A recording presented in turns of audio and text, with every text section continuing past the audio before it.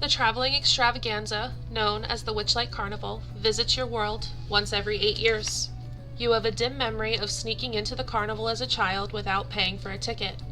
That memory has grown foggy over time, though it still conjures a mixed admixture of emotion, wonder and awe, mixed with loss and regret. During this childhood visit, your character lost something. You tried to find it, but the carnival owners, a pair of elves named Mr. Witch and Mr. Light, were decidedly unhelpful. "Silly little screeching cricket," said Witch, "you forgot to buy a ticket." "The carnival goes round and round," said Light. "The universe is our playground. Nothing's free and nothing's lost. Every visit has its cost." As time passed, your heart became less heavy, and you gave less and less thought to those childhood events. Now, for reasons you can't explain, the longing to retrieve that which you have lost has resurfaced, as though an old spell has faded, allowing you to feel the loss as sharply as if it happened yesterday. The Witchlight Carnival has returned, and you find yourself standing near a ticket booth by the entrance at twilight, just as the carnival is about to open. There you meet others who look as troubled as you.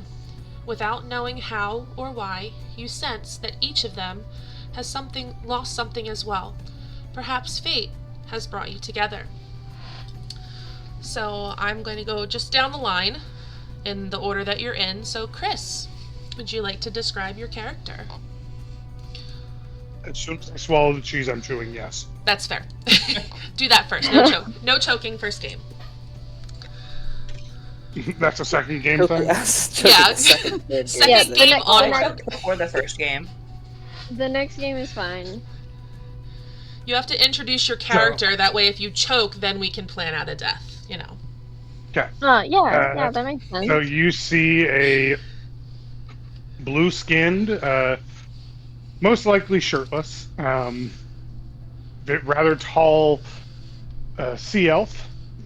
He has shock white hair and very bright, almost shiny blue eyes, like a blue-green.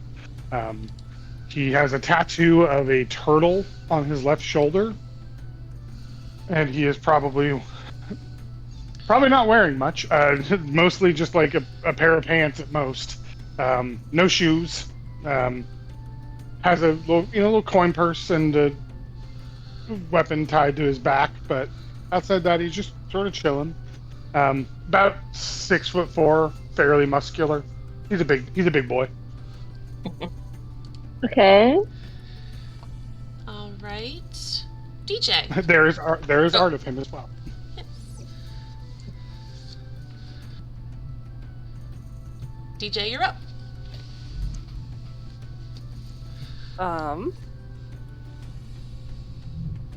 So he is a water genasi. He has like a deep blue skin, and it's sort of shimmery and scaly. And sometimes you notice a couple little bubbles of water floating around him that you aren't quite sure where they came from. And he's wearing really just odd clothing, different sorts of patchwork patterns, triangles and squares and circles and just shapes that don't really go together, but he seems to love them and walk with confidence. And following him is a small, scaly blue water drake who seems shy, but also, when no one's looking, definitely steals some food from a nearby cart. Okay. Koi. Alright, so we have a rosy maple moth, of course. So bright pinks, bright yellows, pitch black eyes, and 7 of them, in fact. Wings used as like a cloak, and underneath is a bunch of like satchels as well as their long staff. Very fluffy. Yeah, that's about it. Okay. Ree. Sorry, I was swallowing a potato chip. It's okay. Not the only one who needs to snack. Okay, so Oh my god, my brain's not okay today. You got this, girl. Yes, I do. Seemingly walking and appearing from the mist, you see a somewhat petite figure, 5'7", small and curvy. She has glowing turquoise eyes like the ocean waters, and her hair is silvery blue as if the moonlight is reflecting off of the sea. Her skin has a gentle dewy glow as if she has walked through the morning mist just now. Her clothing are layered garments that mimic the movements of the ocean, the ebb and flow of water in shades of aqua and silver. Everything is fitted to for movement, and Brianna doesn't know what she's talking about. Um, Same. if she's deep in thought or extremely emotional, tiny droplets of water will gather around her and hang in the air like a mist, and the touch of her skin is cool and fresh, as if you just took a bath. Ooh. Okay, and Rose. Iris stands at 5'3" tall, and she seems to be a little nervous. She's kind of perched up on the balls of her feet, not really bouncing, but definitely shifting her weight from side to side. Instead of normal ears, there are two bunny ears poking out of her thick chocolate brown hair that is a mess of curls. And one ear is kind of bent in half as she is kind of worrying the tip of her ear with her fingers. Kind of another indication of her nerves. Green eyes sit behind large round glasses, and she is dressed in what looks to be a nice, light, flowy summer dress with some flowers adorning it. Um, Unlike many others, she does not wear shoes. Instead, she has sandals, which definitely look like they are very well used. Um, in her other hand, she holds a staff very tightly, and her skin is like a warm cinnamon color. Um, and yeah, her green eyes are kind of like darting around, but definitely is not looking anybody in the eye. Okay. So as you all stand outside the entrance of the carnival, you see a small line forming at the ticket booth, maybe 2 or 3 other fairgoers. Um, do you approach the ticket booth?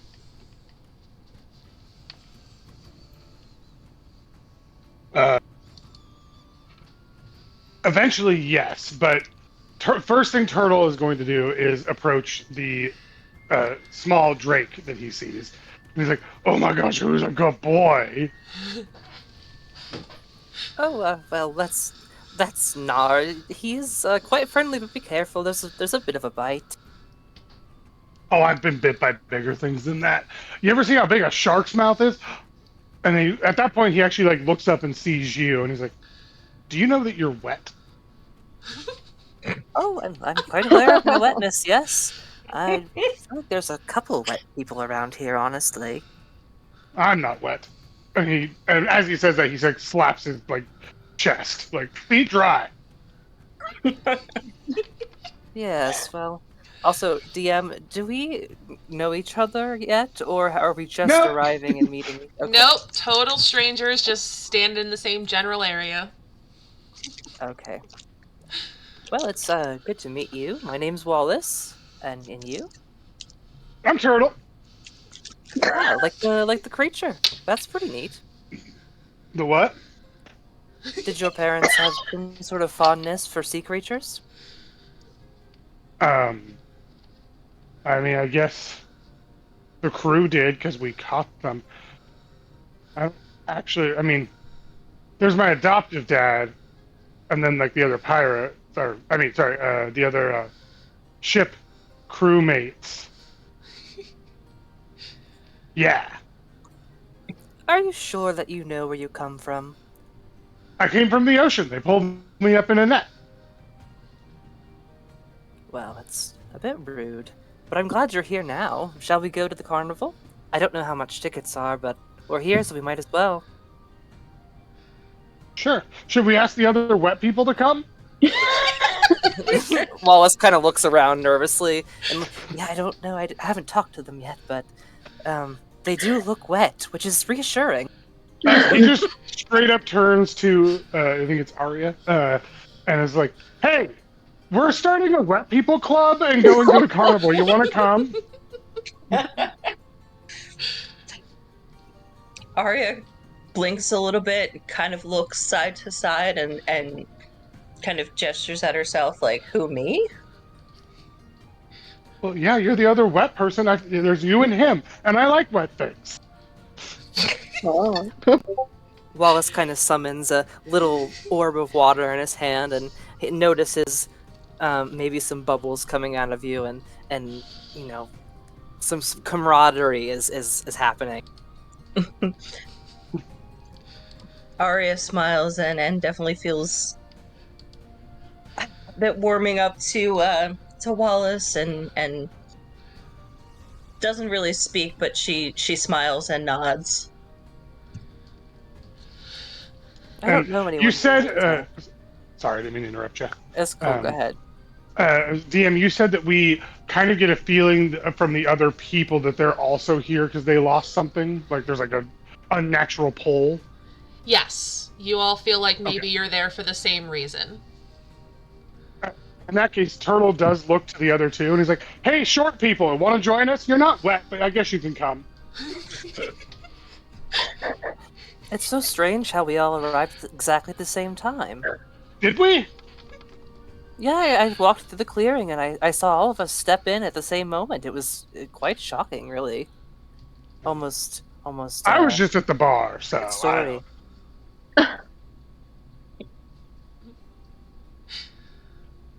But I'm excited for the carnival. I want to play games. Maybe they'll have midget tossing, or dwarf tossing. That'll be fun. Isla kind of looks at Turtle with big eyes that are like magnified by her glasses. He's like, "Well, sir, I really don't think that that's very nice. We used to do it on the boat all the time. You would chuck the other crewmates off the boat and see how far they would go. Wow. And you would think the turtle would be uncomfortable by people not responding to this, but he just looks perfectly fine. He doesn't care.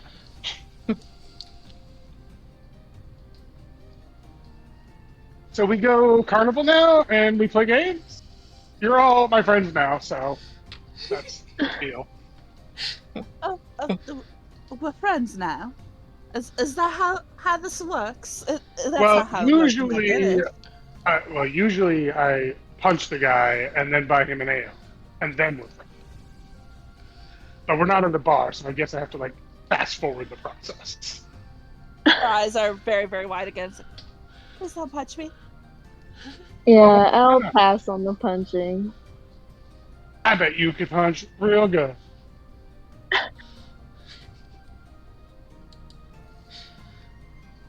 She kind of looks at her staff, and then she kind of whispers to it and pets it almost, and the staff starts to glow. She's like,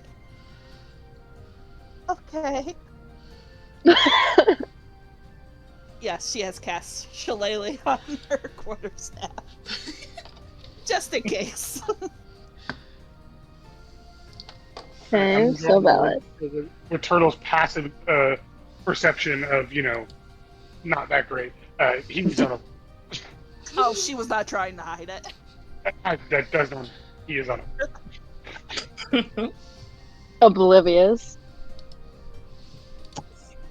And at this point, with everyone just sort of standing around, Turtle just turns and starts heading towards the ticket booth. He's like, have things to get. I'm not sure what, but I think I need to get plushy or something. Wallace just shouts up, and Nar jumps into his arms, and he'll kind of carry him towards the ticket booth. He's a juvenile Drake currently, so he's medium. He's very holdable and squishable Little guy. for He's now. very medium sized, so he's like what, Kiba sized? Yeah, medium. A medium boy. I always tell my dog Kiba that he's the most medium. Yeah. Turtle will look back to see if everybody's following him, and then look to Valentina and be like, "Do you need someone to carry you? You look like you have tiny legs." I'm good, actually. I could use my wings if I really needed to. You have wings? So she like looks down at her wing cloak and is like, yeah. I've never met someone that had wings. The only people I ever knew that had wings were Rocky the seagull, and he died. Well, I guess I'm the first.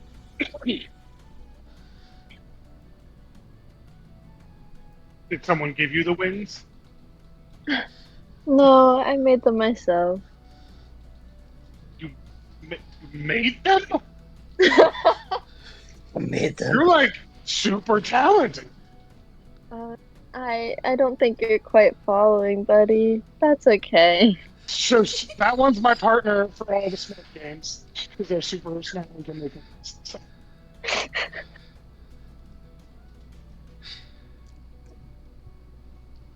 Arya's just quietly observing everybody else. She seems like she has a lot on her mind, but she's also very in tune to what's happening around her and the new companions she's found. Yeah, whether or not anybody's going to follow him, Turtle does head towards them. What was that, Chris? I just said Turtle absolutely just starts walking towards the booth. Ilith will follow, but kind of fall in step by the quiet one, Arya, because, quiet, not threatening. Yeah, Valentina will follow while rummaging through a satchel under their wing.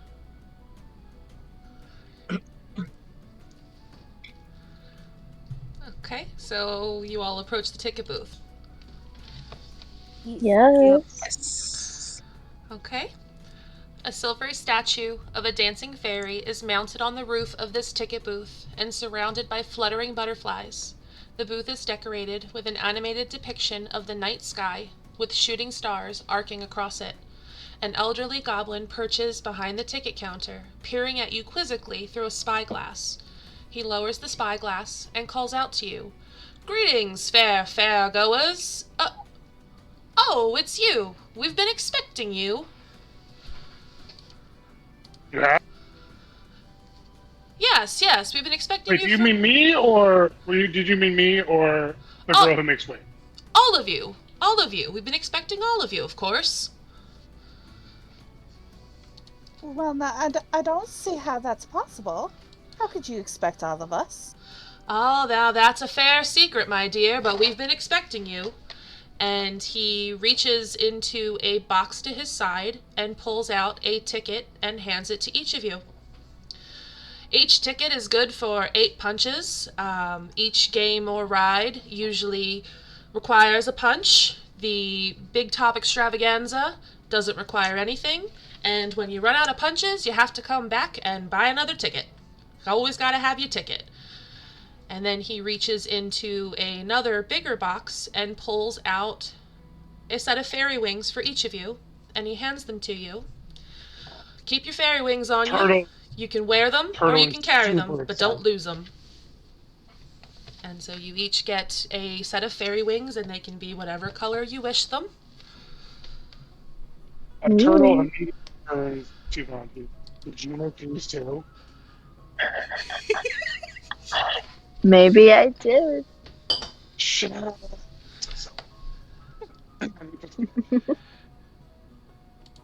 They look pretty weird because he's a broad-shouldered boy, but they're on his back. Violet kind of like will eye them and then look up at the guy like very confused. She's like, "Well, sir, I'm not really here per se to partake in the festivities. I've lost something." You, Still, you don't want your fairy wings? I'll take them. no, my boy. She has to keep her wings on her. You don't have to wear them, but you have to have them on your person. They're proof you have a ticket.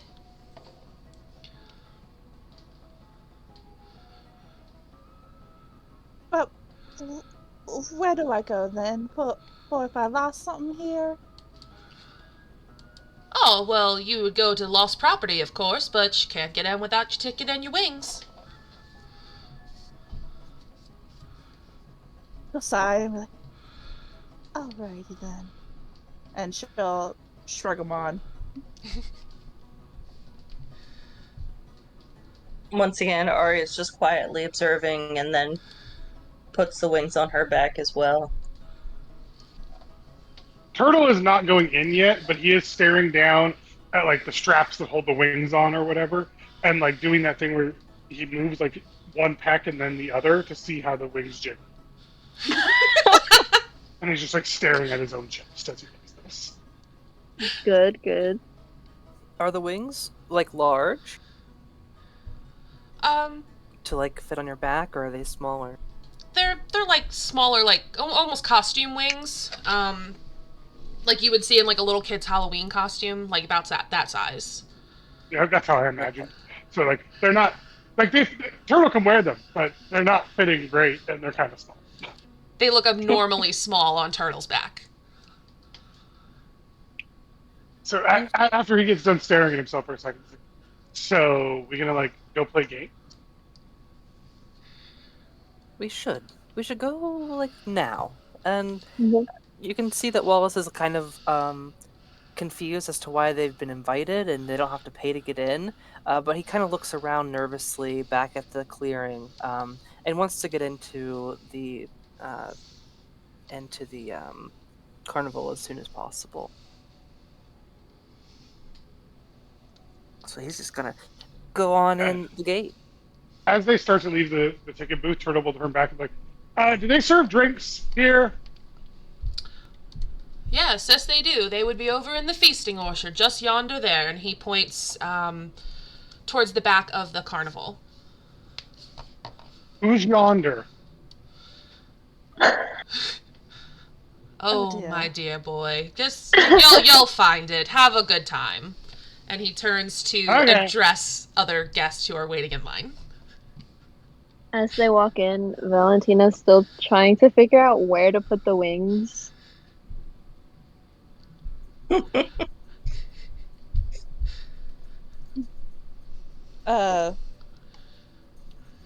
Do we have like What specific locations or like things we can go to? You can go, if you're in Roll20, you can go anywhere on the map of the carnival. I am in Roll20, but I just see a white square. Oh, I guess You I Yeah, have to just transfer like- you guys Anywhere. over. I was like, I would love to.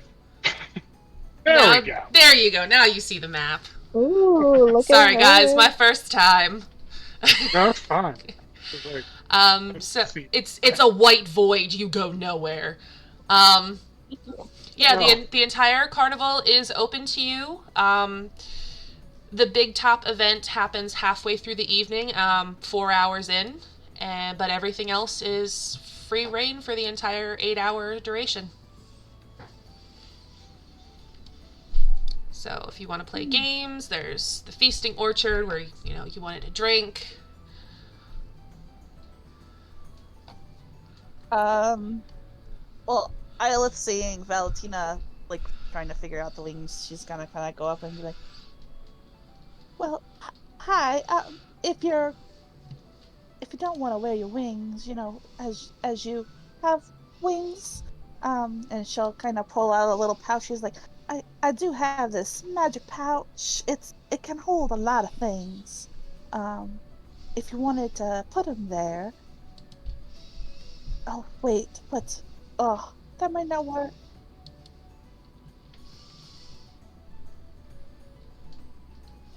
Didn't the dude say we had to have our wings? I just thought of that. Just past the ticket booth. I guess I'll just he'll go straight forward and just walk up to Callie. It's the first thing in front of him. He's just gonna walk to her. Is this a game?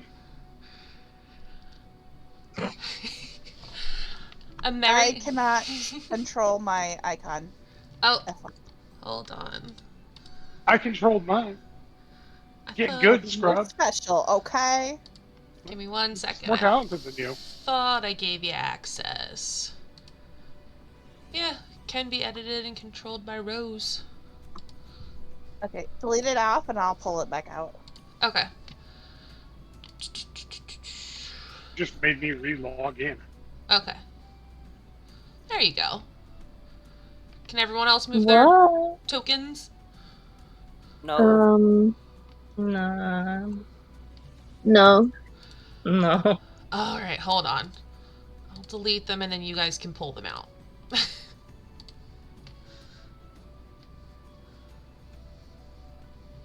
They're all just like obviously not doing what I'm doing. Oh, hush.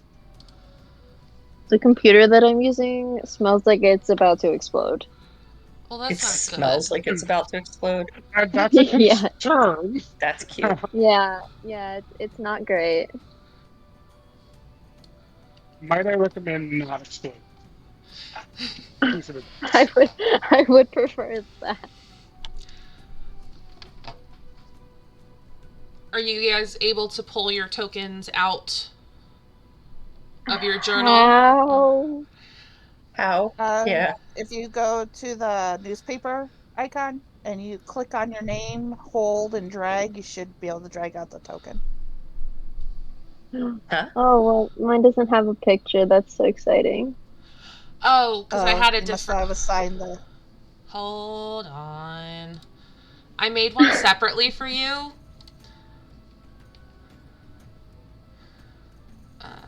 Oh, I'm special. Yeah, I just set up this computer, so like I don't have any images or anything on here right now. That's okay. Hold on 1 second.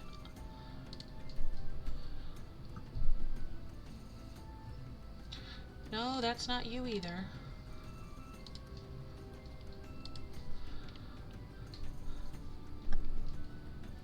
There you are. Well, I've pulled someone from it. I don't know who it is, but I've pulled them out. Oh god. I don't know how to get rid of that. Click on it and then hit your delete key. Oh, yeah, that would make sense. There we go. Now try and drag. I think I gave you an icon now.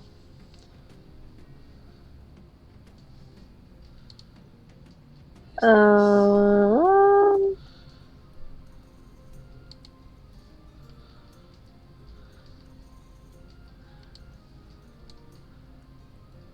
Do you see it? See, I'm making a pink ring shoot out of it. I do see it. Oh my god. Are you able to move it? No. Oh goodness. Okay. Oh no. Sometimes Roll20 is really funky and you have to drag it out sometimes. If the DM does, then it gets What? wonky. This Huh? is really exciting. I don't understand. I just don't understand. Under the newspaper, I have the characters on the screen like me. One of them seeing you. I don't know why that is. I don't know. Explain. Because I gave you all access. Why is it working? It happens. My first time trying to do it. Literally didn't know how to listen to DM stuff.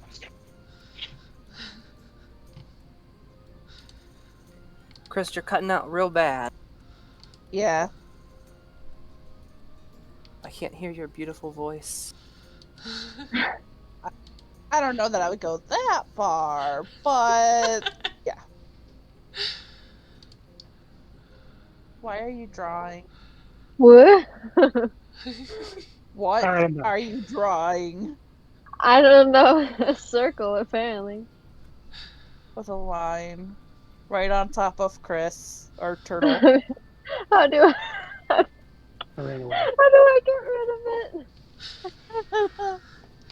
This is awful. Click on it and hit delete. I'm on the struggle bus. No, now there's more. Oh god. Just go up to the little arrow, click the arrow, then click on what you drew. It should Get- like Ah, highlight go away. or the Okay. DM can also delete it. Okay, there's one. There we go. All better. Okay. I fixed it. Alright, I'm just gonna drag y'all back out, and if I have to move you until we get technical difficulties sorted, I will. Because I don't know why it's not working. I tried my hardest. Okay, so are you all following Turtle to the Calliope? I guess so. You don't have to follow me. That's just. It was the first thing he'd see past the ticket booth, so that's where he headed.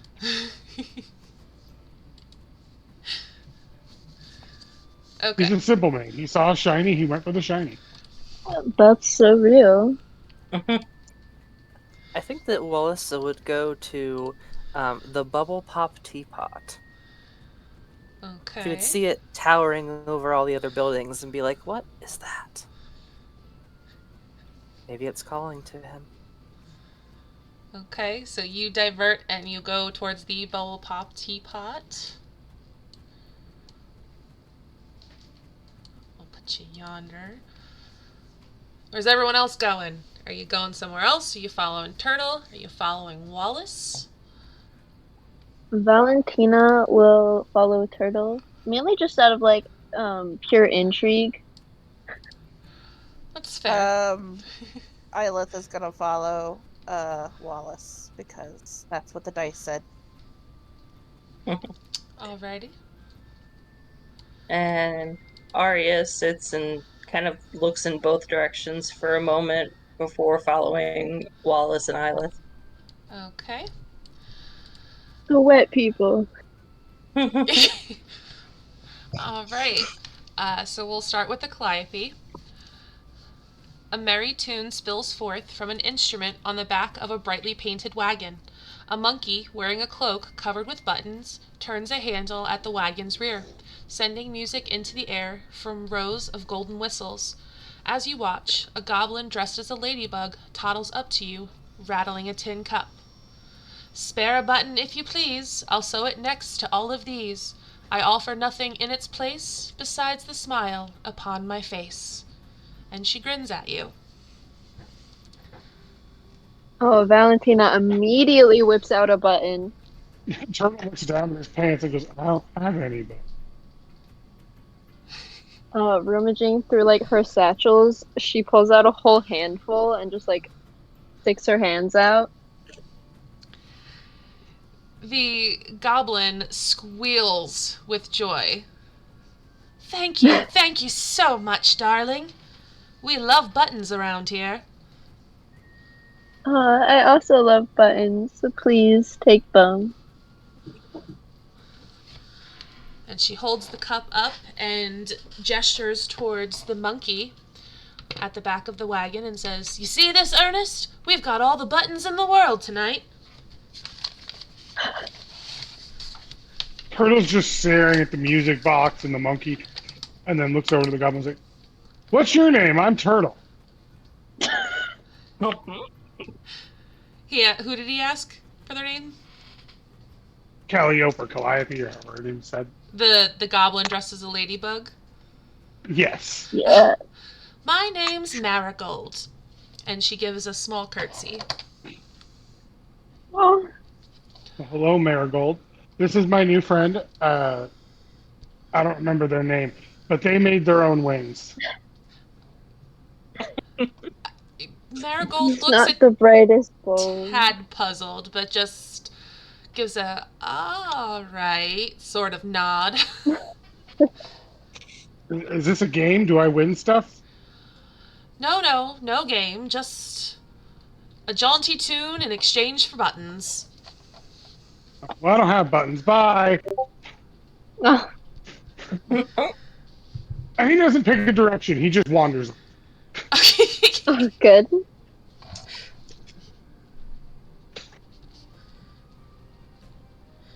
Okay. We will cut over to the bubble pop teapot where the rest of the party is. A 20-foot tall teapot rests on a wooden platform. Its painted surface whirling with moving imagery of flying dragons breathing streams of bubbles. A door at the base of the teapot allows entry to its interior. Those who enter emerge from the spout enclosed in a bubble that detaches to float across the carnival. 7 goblins sit around the platform, sipping tea from mismatched porcelain cups.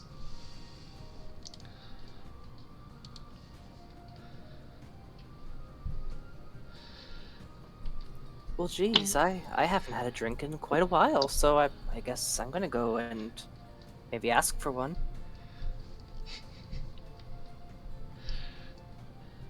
Alyssa kind of like looks a little unsure. How do you know that it's safe, though?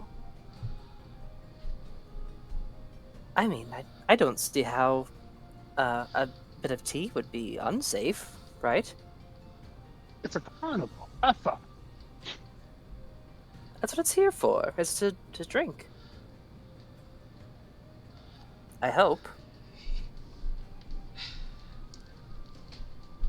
Do you... She still looks unsure, but she'll follow.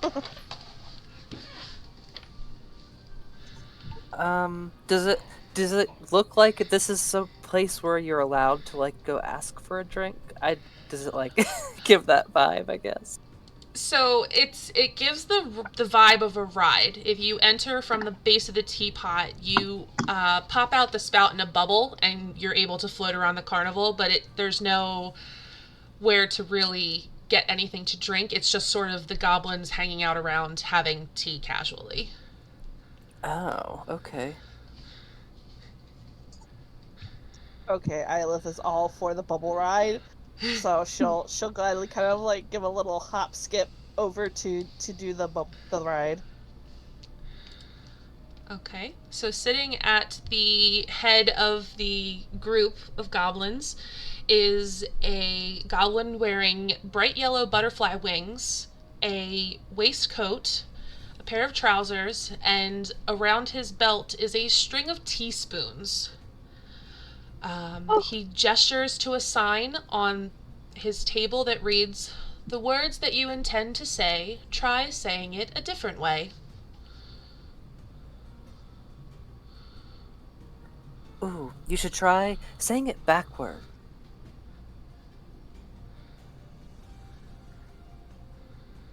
Hold on, my brain is gonna hurt. Give me a second. Take your time, it's okay.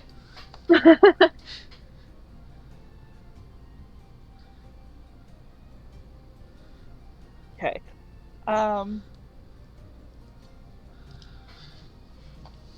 Ride A for go, I can?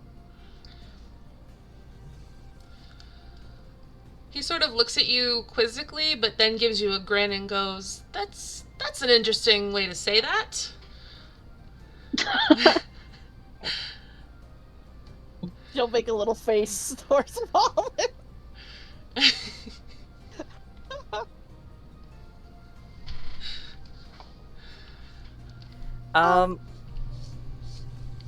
I don't know how to respond to this situation. I think Wallace is just gonna do like a little twirl and then hand out his ticket and expect it to be punched or something in exchange for a bubble ride.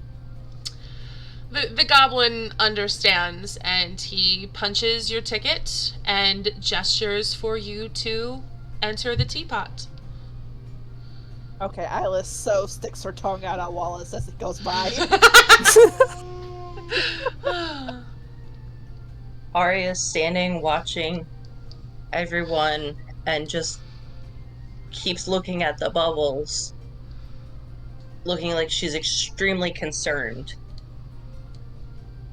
about the existence of the bubbles or the people in the bubbles. Scary bubbles. I'm scared of bubbles. Isla will also offer up her ticket for punching. The goblin gives you a smile and a nod and punches your ticket and gestures for you to follow Wallace into the teapot. Teapot, teapot. Do they just like float around the park in the bubble? I think so. Yeah? We shall see.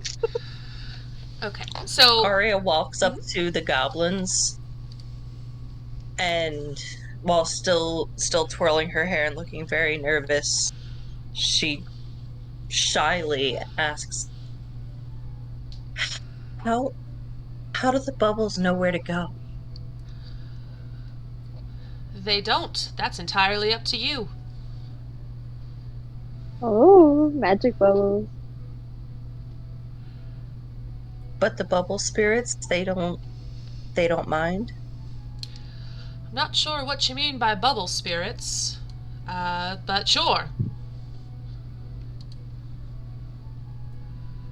Arya looks deep in thought and then just wanders away. Okay. So Wallace, you entered the teapot first. So as you step into a small platform in the center of the teapot, you and Nar are enveloped by a bubble and begin to float up and out of the spout into the sky. And as you rise up, you can see all of the carnival. And you get the ultimate bird's eye view to all of the festivities and available attractions. Ooh. From up there, am I able to see a like a store or a shop or something, or a vendor that has clothing or jewelry and thing?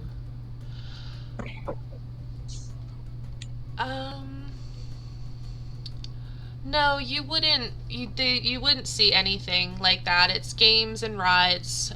You would see at the back is the feasting orchard that the goblin at the ticket booth had mentioned. And there's lots of vendors there selling food and drink, but there doesn't look to be anything selling clothes or jewelry. Okay. He would just take it all in, and I think that maybe he would look around until he sees Turtle, and maybe try and ask the bubble to take him in that direction. He doesn't know how this works, so he's just gonna ask it. Okay.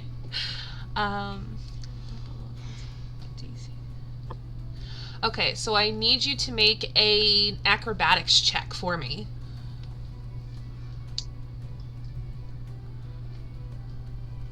Ooh, an 8. The bubble spirits don't seem to hear you, and you begin floating in the opposite direction towards the what looks to be snail races. Oh no, not this way. I wanted to go the other way. And he starts slapping the side of the bubble like a mime trying to get out of an invisible box. And oh, God. I am sure it's just because the bubble spirits don't get paid well. It's just not the same as it used to be. I like that the bubble spirits are just a thing now. Yeah. So as Wallace and Nar float away in the opposite direction, Eilith, do you enter the teapot? Yes. Okay, you step onto the platform that you just saw Wallace step onto, and a bubble begins to form around you as well, and you float up through the spout, up into the sky, and you also have this gorgeous bird's eye view of the entire carnival. Okay. She's gonna look around and she's trying to look for anything that stands out? Anything that looks like it does not belong in all of this weird colorfulness? Um. Make a perception check.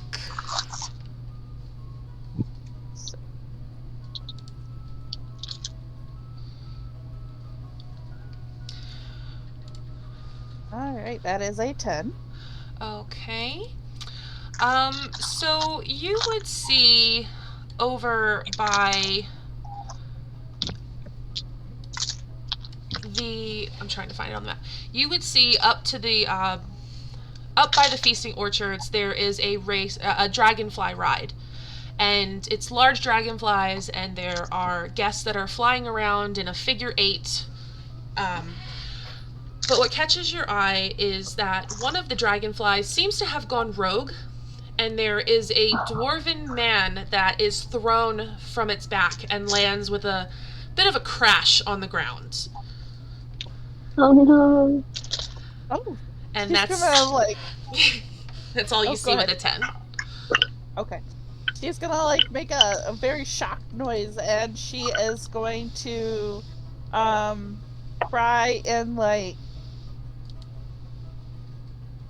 you know how people walk in those inflatable balls and Like whatnot? on the She's gonna water try. surface.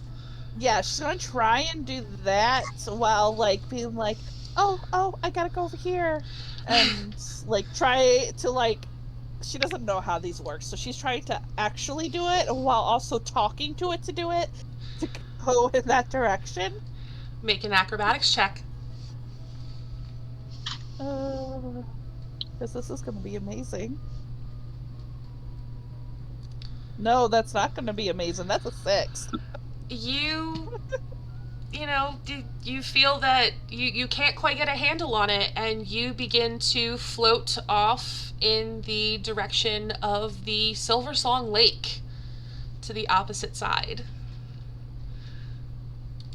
She's just gonna be like, calling out, she's like, oh, blessed, no, not this direction, the other one.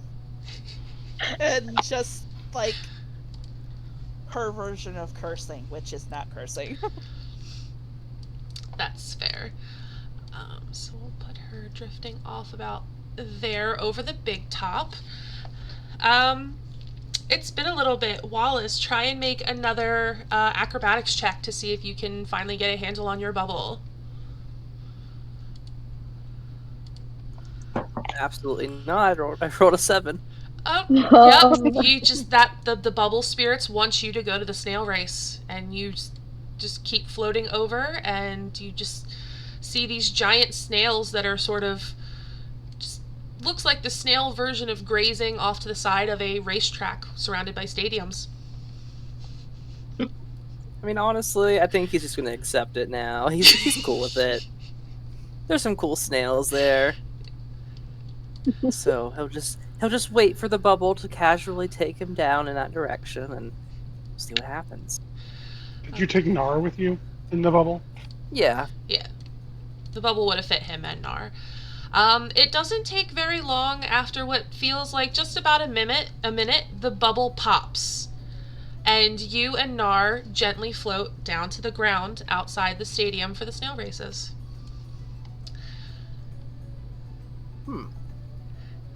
Well, if it takes a punch of the card, I would use one to go and sit in the stands and see who the fastest snail is.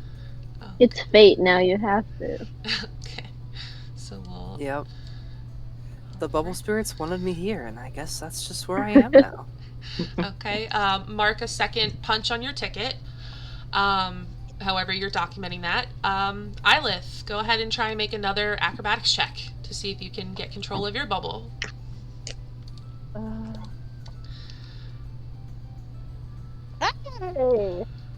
I'll take that. That's an 18. You feel that you finally get the hang of the bubble, and you are able to direct it over towards the dragonfly rides. And you get to about right behind Lost Property.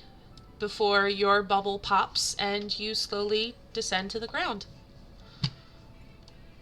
Awesome. She is going to wild shape. All right. So she is going to, as soon as she hits the ground, I believe that where is the, I want to check the wolf speed real quick here. Okay. Um, Mhm. Wolf speed is at 40 feet. Oh, it's about the same as hers. Okay, so she will run Okay. to where she saw the dwarf fall. Okay. And we are going to pan back to Turtle and Valentina. While they have been trying to summon the bubble spirits, what have you been doing? Well, after we gave buttons to the nice ladybug, Turtle would turn to Valentina and be like, "Hey, Wings, let's go find something to eat and drink."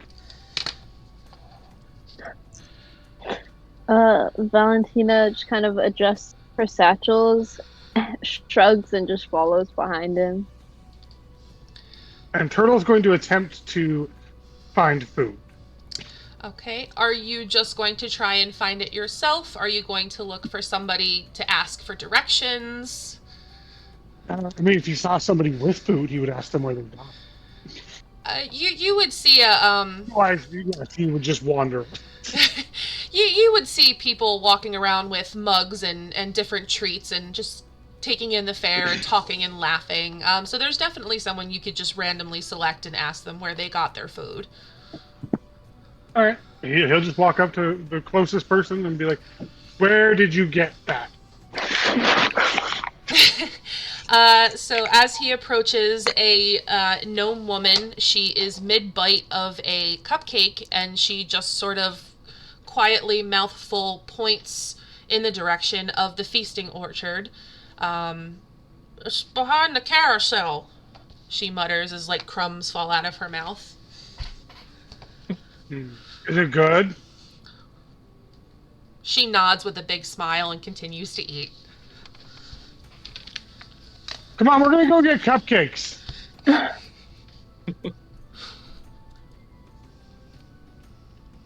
And I mean, she pointed towards the carousel. He's just gonna head that way, so he'll go through that door and realize there's like a creek or whatever in the way, and just sort of look at it for a minute and be like, "I don't know. I know I can get through this, but you're very short, Wings. Do you think you'll drown if we go through the water?"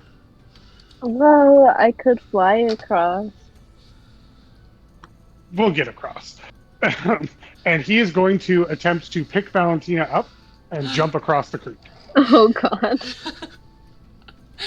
Valentina's being kidnapped. Wait, I can fly. Yeah, really. Thanks. I mean, she does seem to be like very short. I mean, he's 6'5". Everybody's kind of short to him. Understandably. Do I need to, for my attempt to jump over said water, do I need to like do a check or? Yeah, I would do an acrobatic, especially if you're holding Valentina. I would like an acrobatics check, please. Would it be acrobatics or athletic? Either one, whichever one you want to do. Acrobataletics. We'll do Yes. athletics because that's better for me. Okay. That's a 12. That's still above average. You hold Valentina in your arms and you give yourself a little bit of a running start, and you land just at the edge, so your toes are on dry land and your heels are in the water. But you don't fall back. You're able to keep your balance. Okay. He'll look to the people at the carousel and be like, "Careful, there's water here."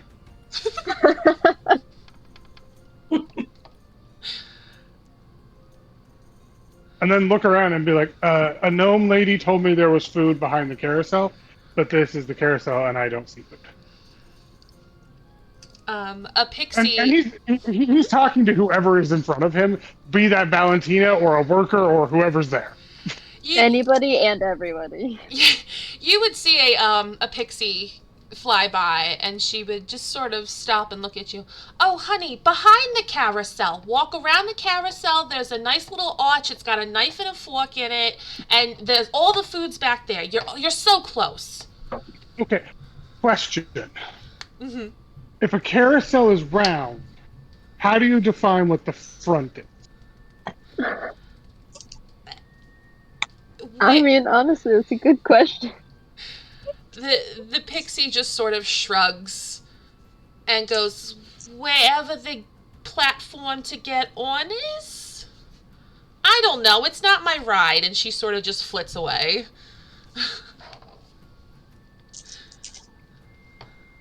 He'll take her advice, and he's going to head around the carousel looking for a fork and a knife on an arch.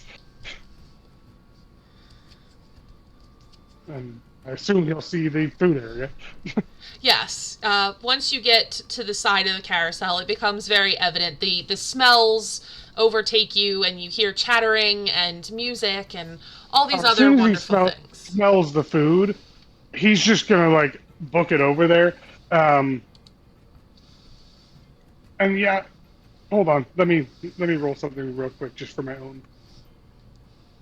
Okay, nat 20. He was smart enough to put her down before he started. Oh, that's good. Good to know. Okay, so as you two head towards the feasting orchard, Turtle faster than Valentina because he's running, of course. Arya, what are you doing in this moment? So Arya just started walking.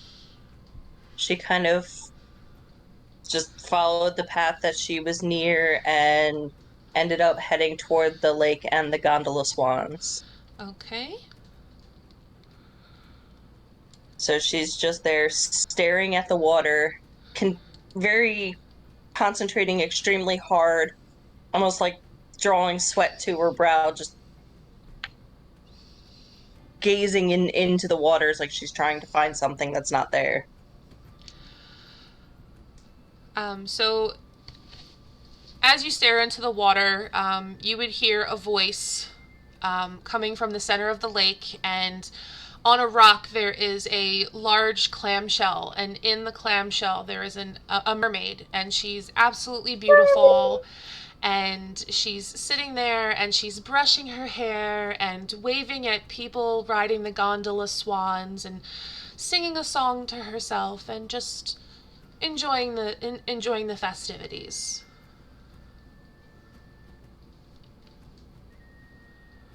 Now, Arya's completely fascinated by her song and by her existence in general. You know, she's listening to her singing, listening to her music, and trying to understand her.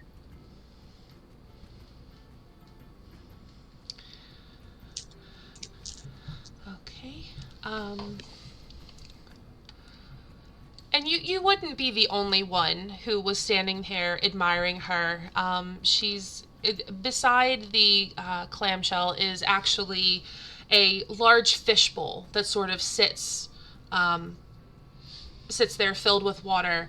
And you get the idea that when she's not sitting on the rock just, brushing her hair, she's most likely in the fishbowl performing. And that is where her main area is during carnival hours. But as she just softly hums to herself, she brings quite a crowd, even though it's not an actual scheduled performance.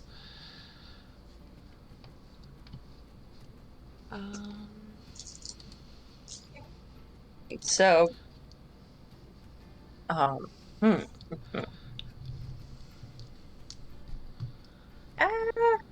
accidentally just moved something, and now I don't know what I did. I'm breaking things, guys. Oh It's okay. no. Happens to the best Most of my us. character sheet. I pulled it out of the tab, and I didn't mean to, but it's okay now. So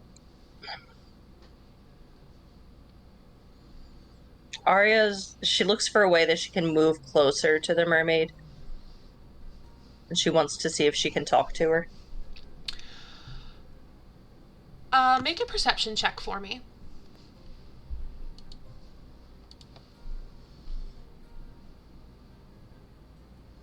Blah, blah.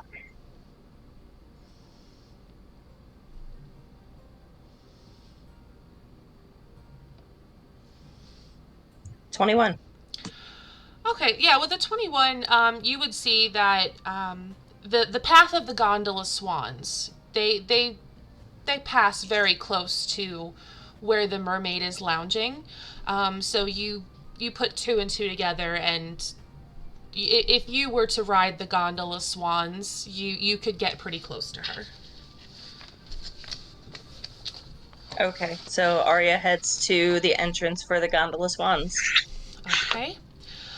As you approach the gondola swans, you get this weird feeling at the back of your neck. Can you roll a D100 for me, please?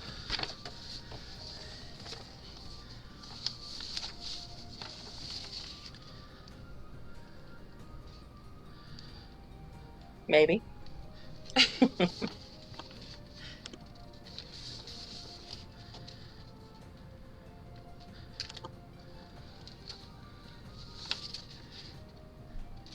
$61. As you walk towards the gondola swans and you feel the prickle at the back of your neck, you look down and notice that your skin has turned pink. Oh, Oh. Okay. So I'm just kind of flipping my hands over, staring at them, like pretty baffled by the fact that I was brown a few minutes ago and now I'm pink.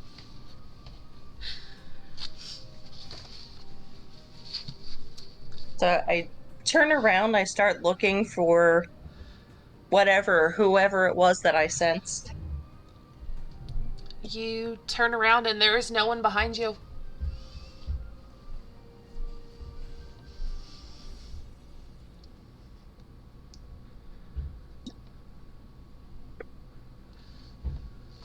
Yeah. Okay, we can leave you to ponder with that for a moment. We'll cut back over to Eilith. I'm sorry, I forgot Wallace. We're gonna cut over to Wallace.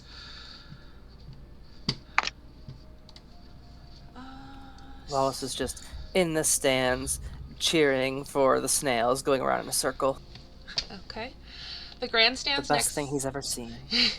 The grandstands next to this race course are filled with cheering fairgoers, ringing bells, swinging rattles, and waving flags. On the starting line, 8 giant snails are having their shells scrubbed by pixies. Above the circular course, a wooden gantry hangs from the branches of a central tree, where 2 goblins officiate the proceedings. Well, we're in for another great night of snail racing, aren't we? Ah, yes we are. We're still looking for a couple of jockeys for the snails. If any of you fine fairgoers are looking to get in on the entertainment, please see the pixies down taking care of the snails. And you get the vibe that the snails are usually jockeyed by attendants of the carnival for these races. Turtle is immediately sad that he's not there. Yeah. Funnily enough, it's senses not. Just senses that he's not a jockey right now. for snails, yeah. He just has a deep-seated sense that he's missing out on something. Doesn't seem too out There's of fun happening, I'm reach not for part of him, it. honestly. Semi-aquatic creatures, semi-aquatic person. I'm sure that they probably race some kind of creature like that. But Wallace would just look over at Nara and be like, well, we already punched our ticket. I guess we might as well get our money's worth. and run down to where the pixies are tending to the snails and, I guess, volunteer himself, even though he has no idea what he's doing. Okay, so as you approach where the snails are being cared for at the start-finish line, you would see one particular pixie with a clipboard, and she looks up at you as you approach. Oh, hi, honey. Were you looking to be a racer here today? Are all pixies like this? I love them. Probably. We love So- New Yorker pixies. Yeah, Yeah. really. Well, I just sort of found myself here, and I guess so, yes. I will try to ride this snail. Is there any sort of prize or something if we do well enough? Oh yeah, the winner gets a great prize at the end. The only rules that we have is that no racer or audience member is allowed to manipulate the race with magic in any way, or you will be disqualified. Now let me check my roster here and see which of our snails is still available. Can you roll me a d8, please? Yes, what snail is it gonna be? 2. Okay, I see here that snail number 2 is available. His name is Nimblefoot. He's the one over there with the blue banner draped over his shell. If you would like to go over and introduce yourself, go for it. The race will start in a couple minutes. Oh, yes, sure. I'll go introduce myself then. And Wallace is very excited that Nimblefoot has blue clothing on, and it sort of matches him and Wallace's vibe, or him and Nar's vibe. He's gonna just kind of shove Wallace in his backpack. God damn it! He's gonna shove Nar in his backpack, and walk over to the snail, and say hello. This is Nar, and I'm Wallace, and I guess we'll be riding you today. Is that okay? Nimblefoot sort of looks over at you, and he's a snail. There's not a whole lot of expression on his face, but you see that he seems pretty cool with it. And these are abnormally large snails. So as you approach, the top of his shell is taller than your height. They're very large snails. Ooh. Okay. Well then I will try my best to crawl up onto whatever saddle situation is happening with the snail. Okay, easy enough. If getting up is a little difficult, they have little steps that you can just walk up to seat yourself on the saddle, and you take your place in line next to the other jockeys and snails. Wallace just kind of pats the snail on the shell and says, "Well, take it easy on me. I've never done this sort of thing before. But, you know, I have faith in us, and I think we can win this thing." All right. Let me just make a couple of notes. There's math involved in this. Okay.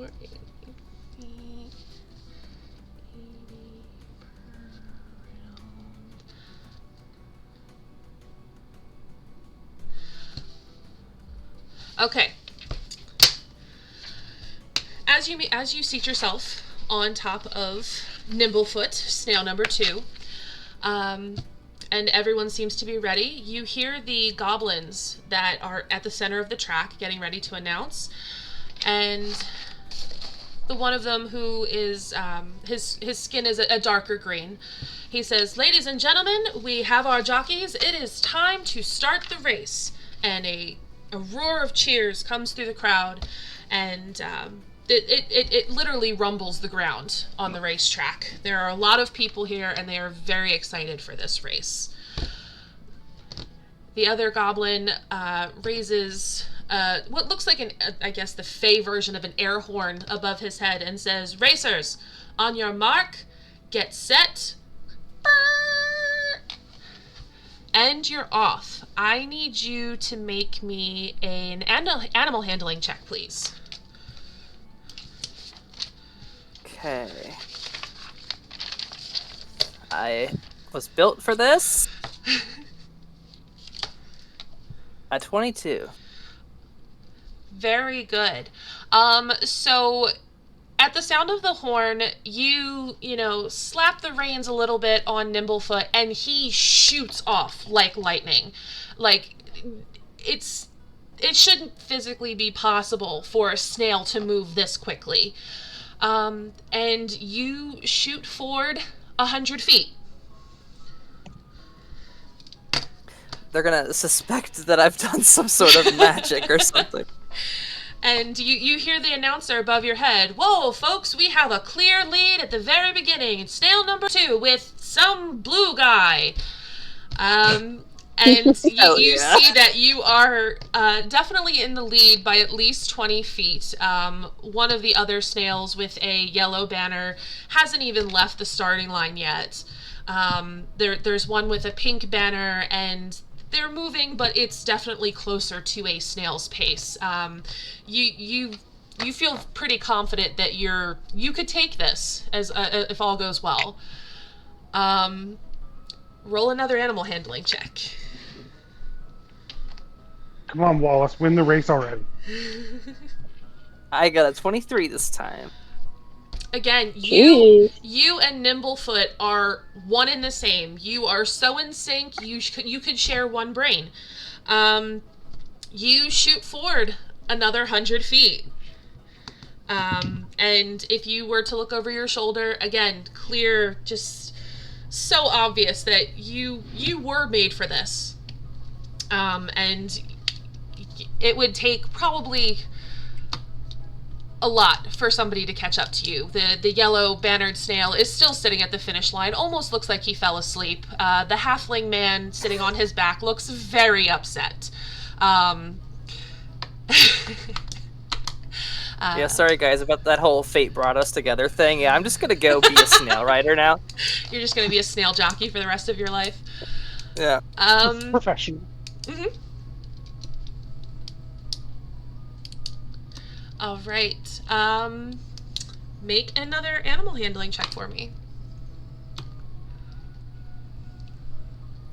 Oh no. It's a 10. Okay.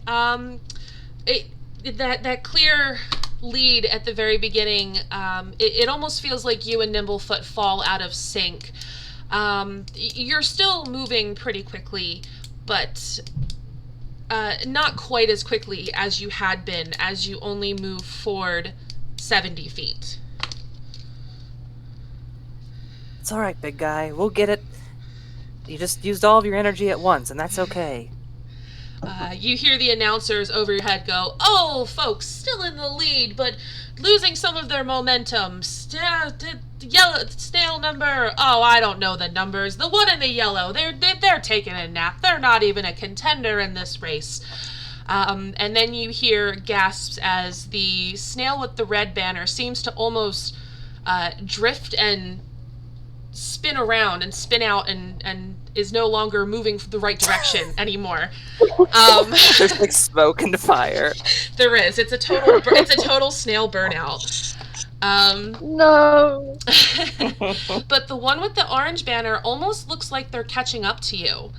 Not quite on pace with you yet, but they're gaining ground. Another animal handling check, please. 13. 13. Okay. You and Nimblefoot sort of sync up a little bit. His pace picks up a little faster. Not quite how it was out of the gate. But you seem to get some of your speed back. You put a little more distance between you and the person at the snail in second place. I think at this point, everyone's given up on the yellow snail. He's just, he doesn't want to race. The snail that was going backwards is still going the wrong direction. So you find yourself still pushing through. Another animal handling check, please.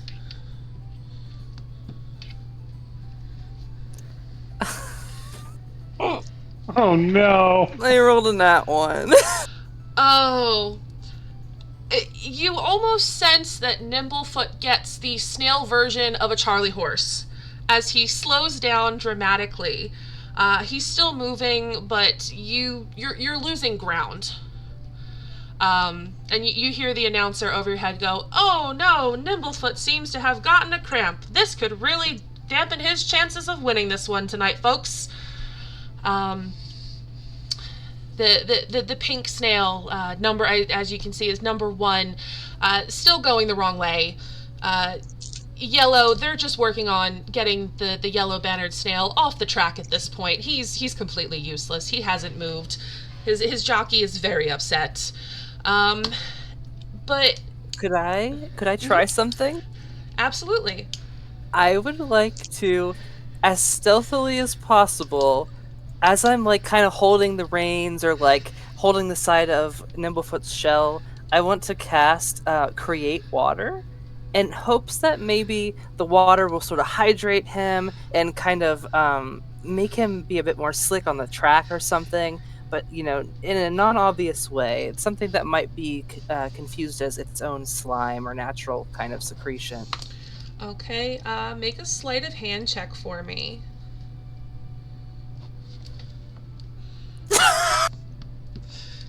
Wah, wah, wah. Why? Is this real? You rolled another nat 1? Yeah. Oh. You're getting disqualified, buddy. Yeah, you try your hardest to be as stealthy as possible and make this look like a natural secretion of the slime that a snail creates. But with Nimblefoot having a cramp the way that he does, you're unstable in the saddle. And as you go to create water, a ball of water shoots off into the stands and hits a goblin man in the face. And everyone can see exactly where it came from. Oh, I'm so sorry. It's a reaction. You know, I'm just nervous. It's a cramp. You hear one of the goblins go, "Oh, and folks, it looks like Nimblefoot and the blue guy are out. We have a rule of no magic altering the outcome of the race, and that rule has been broken. I'm going to need to have Nimblefoot and the blue guy leave the track immediately. And you have been disqualified." I'm sorry, Nimblefoot. I really thought we could do it. I just wanted to help, but I'm sure that you'll win the race for someone soon. Why did the music Bye. get so sad when you said that? I have no idea. It's just a playlist and it's just opportune, I guess. It knew. It It did. did. It knew. And then Wallace just kind of skips along out of the track and is just as if nothing bad has happened. Okay. We'll try again later. So as Wallace skips away with his unaddressed shame, we're gonna cut back over to Eilith.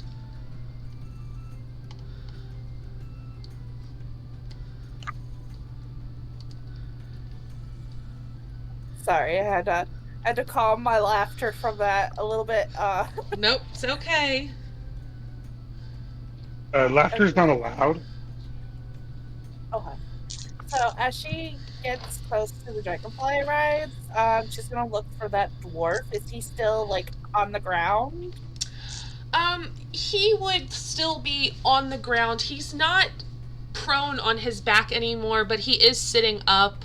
He's wiping his forehead with a handkerchief. He's got a little bit of dirt and sweat on his face from the landing. There is a small group that has formed around him to check if he's okay and sort of figure out what happened. There are a couple of pixies who are flying frantically after the rogue dragonfly, trying to wrangle it back in before it potentially hurts itself or possibly another carnival goer. But he is fairly close to you, sitting on the ground catching his breath. Does he look injured? Make a... What should I do? Medicine check? Yeah, do a medicine. I was going to do perception, but do medicine check, please.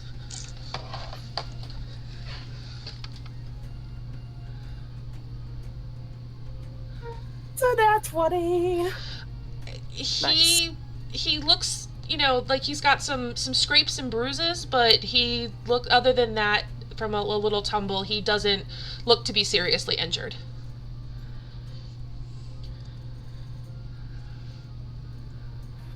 Okay, so how far away is the rogue dragonfly? The rogue dragonfly is probably about 30 feet from you. The pixies have managed to wrangle it over to a stable area that's over by a tree, that you can guess is where the dragonflies rest when they are not being ridden. Okay, so seeing that he's like mostly okay, she's going to wander over towards the where the pixies have the dragonfly, Okay. and she is going to be like, oh, hello there, might I offer some help? The pixies look a little frazzled, but they look over at you and go, "Do you know anything about wrangling dragonflies, sweetie?"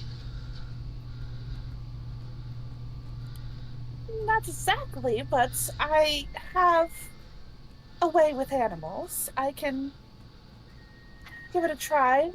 You guys look a little out of sorts. Oh, yeah, the other one looks at you. Oh, yeah, we'll take all the help we can get. You can give it a shot. We just gotta calm them down enough. Okay, she'll come close and she'll start like humming a nice calming tune that she used with the forest animals before, and she will. Let's get my spells real quick.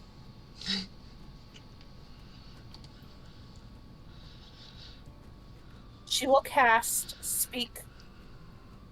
Well, yeah, she'll cast speak with animals. Okay.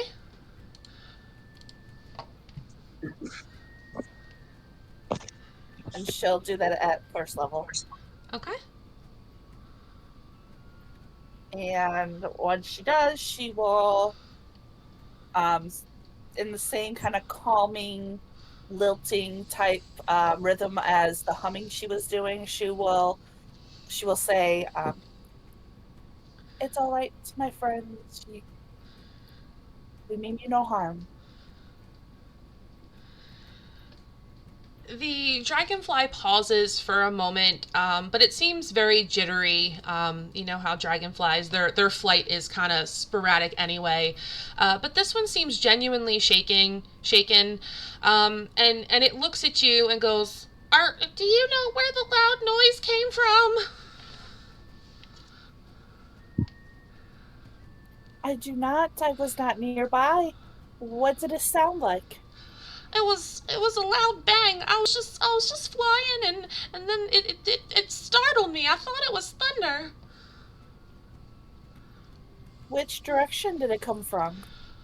It it looks like it came from, and the dragonfly sort of nudges its head towards um the tent that separates the dragonfly rides from the feasting orchard.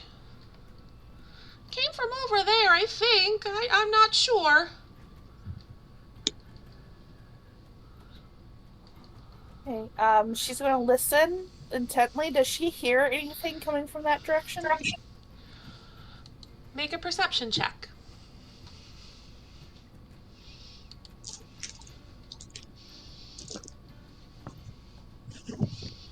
So that's a 12. Okay. So with a 12, you would look over in the direction of the tent and the trees that separate the dragonfly ride from the feasting orchard, and you would catch just the slightest glimpse of a black shadow that moves between the bushes and then completely disappears. All right. She will approach the dragonfly slowly with her hands out and kind of like, if it will allow her to get close enough, she'll kind of try to calmly like get it to uh, land on a perch. And she's like, I don't hear anything anymore. I think it's gone away. I think you're safe now. Okay, make an animal handling check at advantage because you are able to speak with it and it understands, so you can reassure it.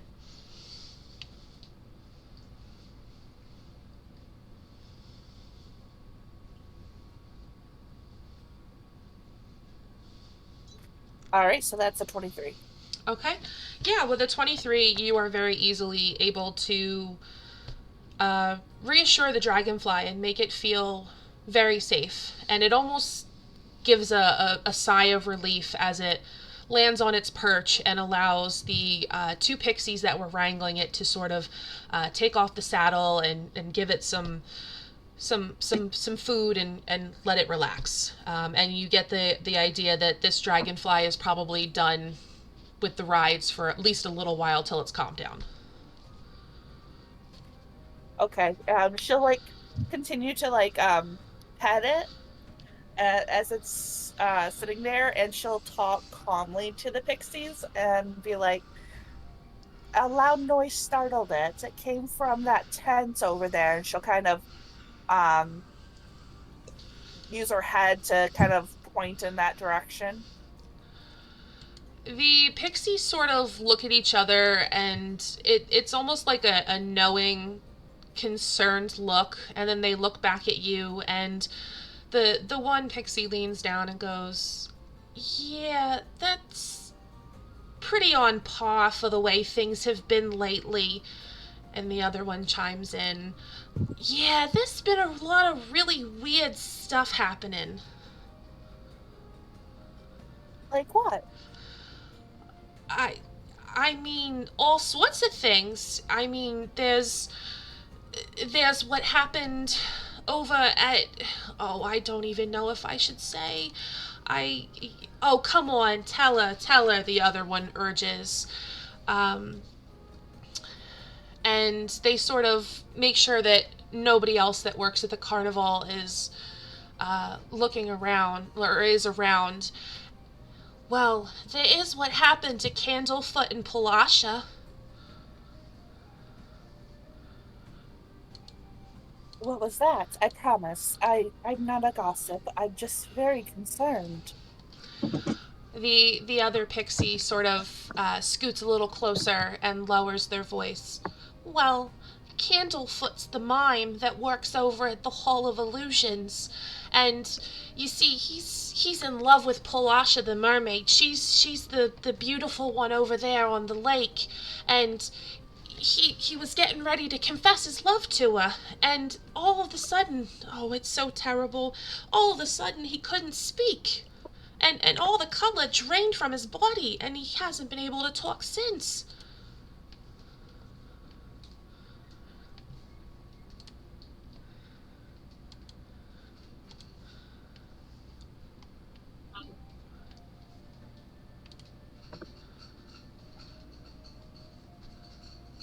How do you spell the mermaid's name? Could you type that out for me? Yes.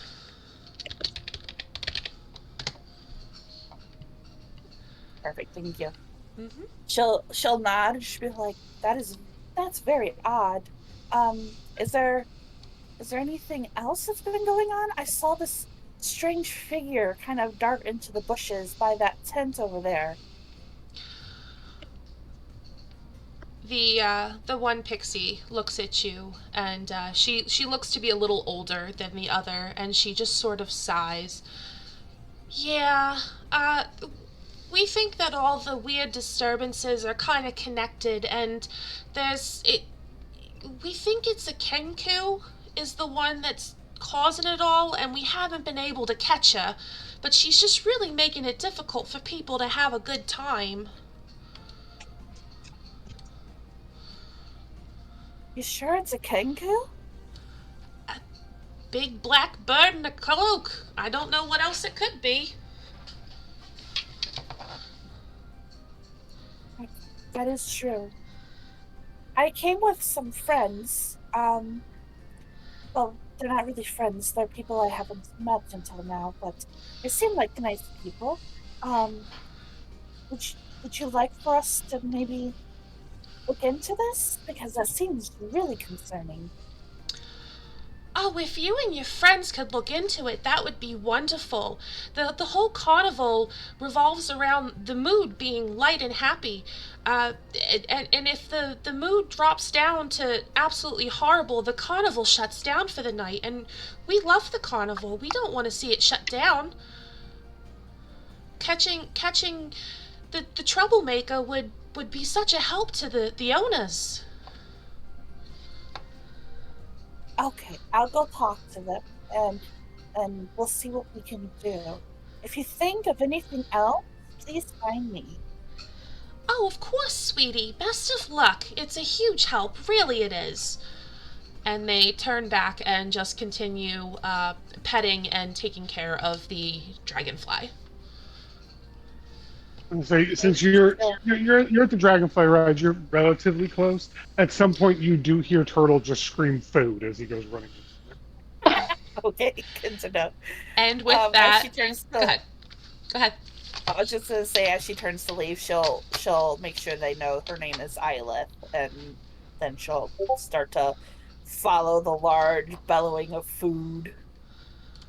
Okay.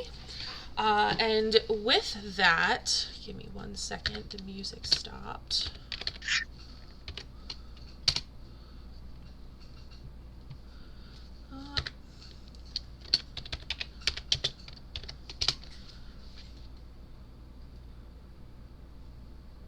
Okay. We will cut back over to Turtle and Valentina as you enter the feasting orchard. Let me pull that up. I need my notes. Music and mirth radiate from this park. The heady scents of flowers, mead, and berry pie waft through the air. Stilt walkers pluck fruit from trees, musicians drum, pipe, and strum, and everywhere there is singing, dancing, and an inordinate amount of custard. Turtle's very excited. So looking around, he would look for whatever place is giving away the mead and the pie. Those would be his two goals. Make a perception check.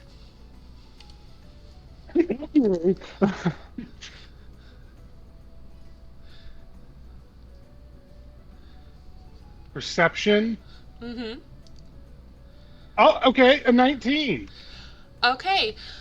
So it's very easy to find all the various different stalls and just figure out what they sell. There are a few different carts and tents that are giving distributing various beverages. You see a barrel that looks like it has a window cut out of it, and they are serving giant slices of various fruit pies. There is a stand that has mountains of cupcakes and all sorts of other treats available. And you are free to wander and get what food and drink you so choose. All right, so he goes up to the place with the pie, and he's like, "Do I like give you a punch for food, or do I pay for food normally, or do I what? How do I get food?" Oh, honey, all the food is free, no punch necessary. And it's a Oh, middle-aged shit! pixie with bright purple hair pulled up in a messy bun, and she's wearing a little tiny, like almost obnoxiously tiny, even for a pixie, chef hat sort of propped to one side of her head. He looks at her and he's like, "You are the most beautiful and wonderful person I've ever met. She And blushes. I might love you." She blushes a very bright, her cheeks get very rosy. He turns around to look around for Valentina. Did she follow him in, I assume? Yes. He turns and looks, he goes, "Wings! Wings! The food is free! It's free food!" Thrilling. And he will go around and he will get a jug of mead, a slice of pie, a couple cupcakes. Like, it's going to be, he's going to fill his arms with food and a drink to the point where he's not really sure how to eat it because he has too much in his hand. So once you have acquired all of your various snacks and drinks, you would see in the very middle of the feasting orchard there are lots of long benches surrounded by tables. So there is somewhere that you could sit down and lay out all of your food and just absolutely gorge yourself on it if you so choose. Oh, he sits down like I'm gonna say like probably like 2 or 3 cupcakes, a couple slices of pie. If there's any kind of like meat, like a chicken leg or something, he has that too, and at least one big glass of mead. And he is going to proceed to start eating all of it. And he doesn't know if Valentina is going to join him or not, but he is very excited because he grew up on a ship where you had to ration food. Free food is an exciting prospect. Are you getting anything to eat, Valentina? So she goes up to whatever stand is the closest, and she goes, "Do you have any cotton?" A pixie man sort of looks at you. Cotton? Did you say cotton? Yes. Oh, we've got plenty of that, honey. We have all sorts of types that come through this carnival, and we like to accommodate them all. And he goes to a shelf behind him and pulls out a giant lump of cotton, but it's super fluffy and light. It almost looks like cotton candy, but he hands it to you, it's very obvious that it's cotton and not spun sugar. So her eyes light up in however that could happen to a moth. And she scoops it all up and rummages the satchel for whatever she has and just splats a bunch of pins, buttons, coins down on the booth and walks away. Okay. As you get your fluffy, delicious cotton and turn, you see Turtle sitting at a table with a freakishly cartoonesque pile of food and drink in front of him, just absolutely shoveling it into his face. Yeah, she will go and sit next to him and just pick little pieces off and eat it, if it were to be cotton candy. Okay. As soon as she sits down next to him, Turtle looks over and he's like, "Is that good?" And he just reaches over and takes a piece of cotton and shows it. Oh, God. He's like, "I mean, it's not very flavorful, but it's fine, I guess. I've eaten worse things." So as you sit and enjoy your feast of sweets and mead and all other things, there is a platform at the center of the feasting orchard, and a goblin steps onto it and says, "All right, folks, now is the last few minutes. You can enter the fairy cake eating contest. If you would like to participate, please head over to the pink tent to my left and enter your name." You see Turtle slam both fists down on the table and go, "Hell yeah, let's do it." So over to the left of your token, we'll just say there's a pink tent there where there are a few people lined up. There is a table, and they are writing their name on a piece of parchment, which it's very obvious it's a sign-up sheet for the fairy cake eating contest. He looks at Valentina. He's like, "Guard my food. Don't let anybody take it." She does a little salute. He's like, "And if anybody fucks with you, I will punch them in the face." And then he turns and he walks towards the tent to sign up. Okay. So as you approach the tent, the people in front of you who have signed up for the contest sort of step aside and take their seat at a table off to the side of the tent that looks to be designated for the contest specifically. And as you approach the table, a pixie with super curly brown hair smiles up at you. "Oh, hi, honey. Are you looking to enter the contest?" Yeah.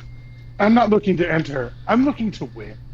Oh, we love that attitude around here. It's all in good fun, but the competition makes it better. Just go ahead and sign your name here, and then you can go take a seat with the other contestants.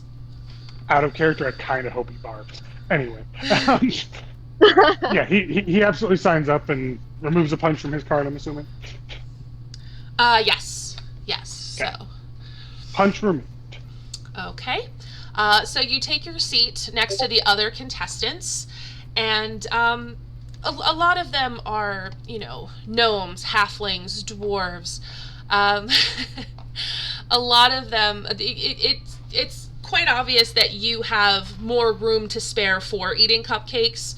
But there is a dwarven man who sort of gives you a side eye and just goes, "I'm a shoo-in to win this, but I'd like to see you try and beat me." What's your name? I'm Turtle. Turtle? Alright, I guess. My name's Henry. I mean, Henry, you're a beautiful man. And I hope you win. But I'm gonna win. Maybe we both win. I don't know how we both win. Can two people win something? When you tell him that he's a beautiful man, he gets like a little bit of a grin, and then when you say, "But I'm going to win," his face sort of drops into a scowl, and then just it rolls over into confusion about everything else you said after that. Existence. Yes, existence in general is confusing at that point.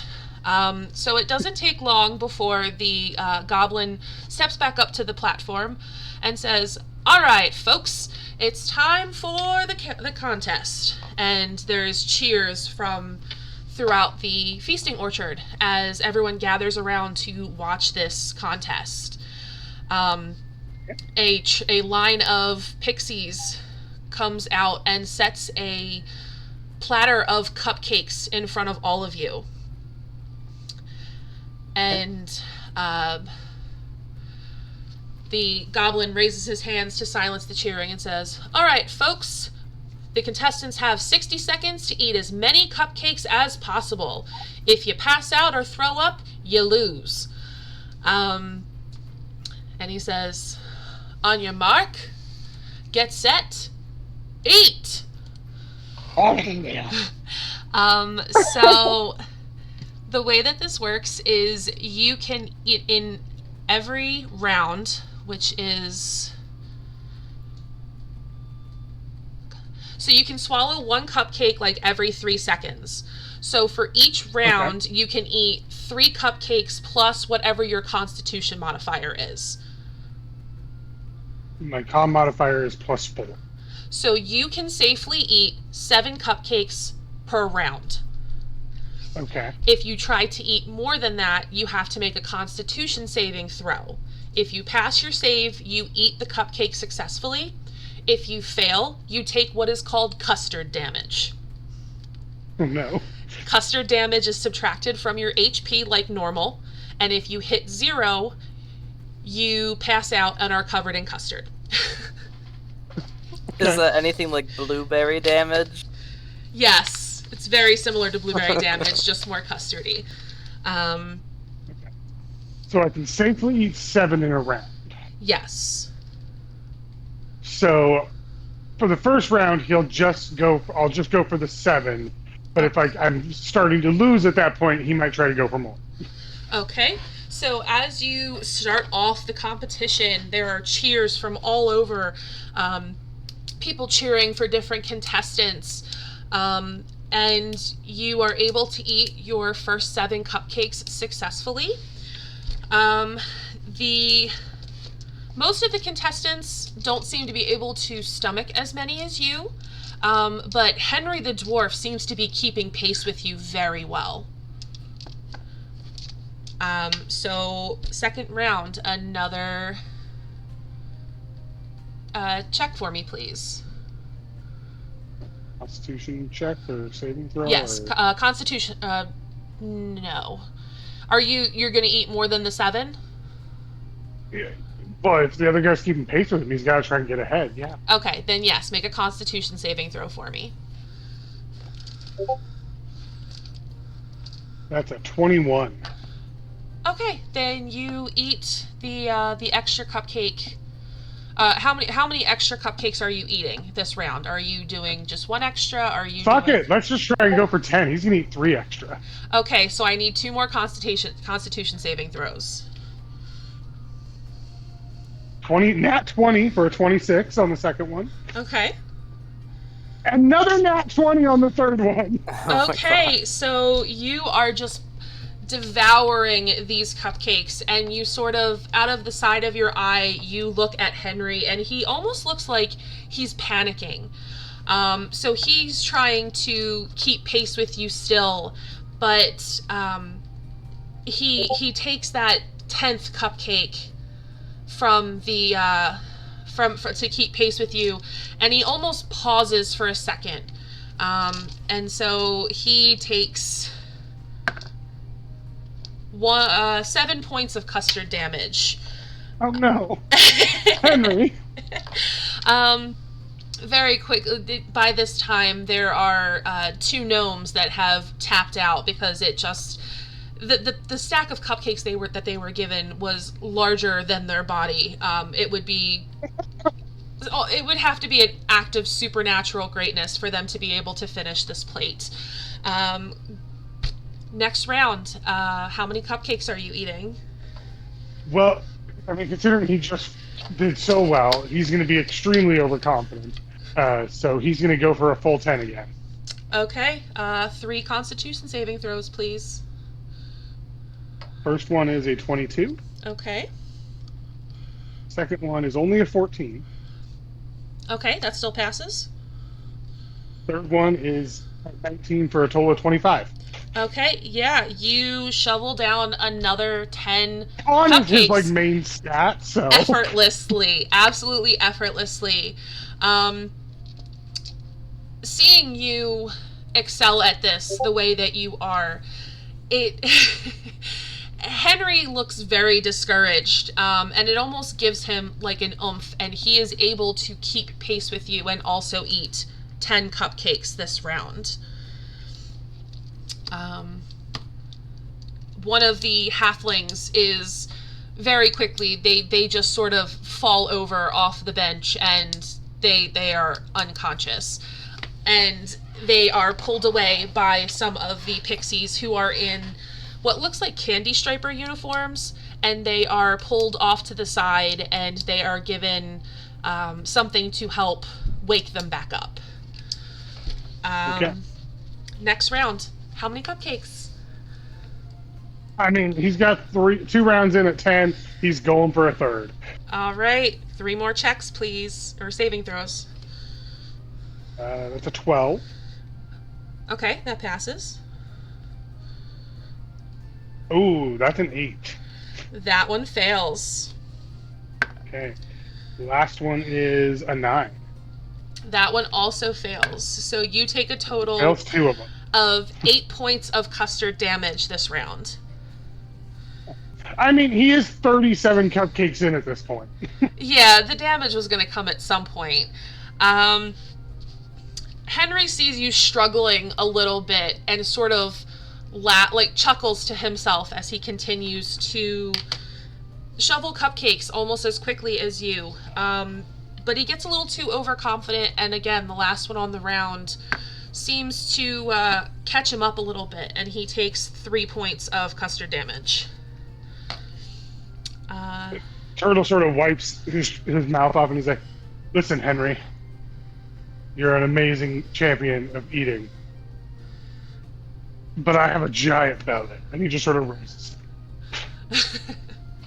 Henry sort of just grumbles under his breath and doesn't respond further than that. Next round.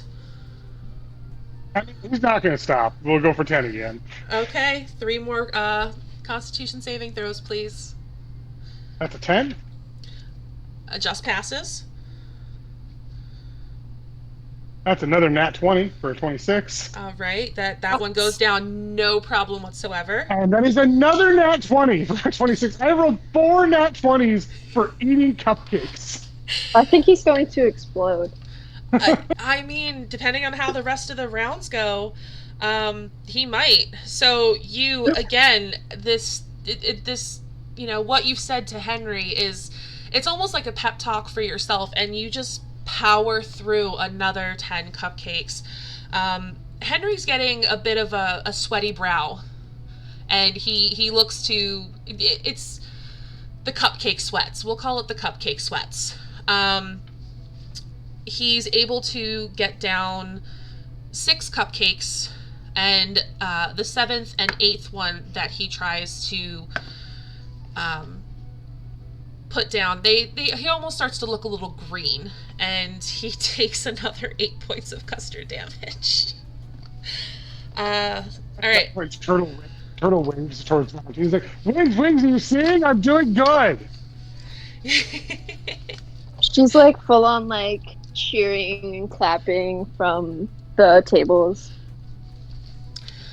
Okay, at this point, all of the smaller races that had so valiantly tried to stay in this race have pretty much, they've all just either tapped out, passed out, taken too much custard damage. It is down to just you and Henry.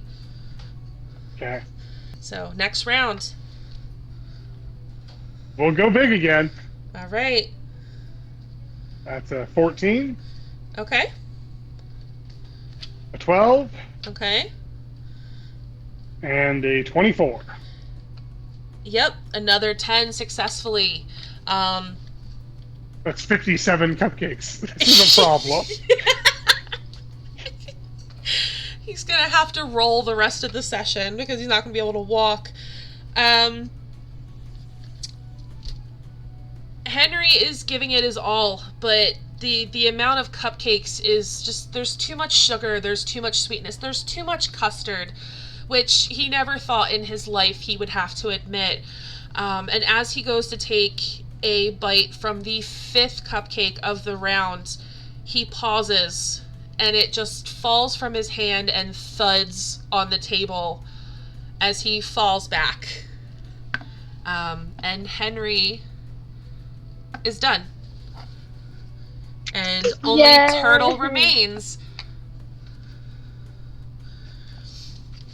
So He looks over at Henry, realizing that he's stopped, and he's like, "Oh, we done?"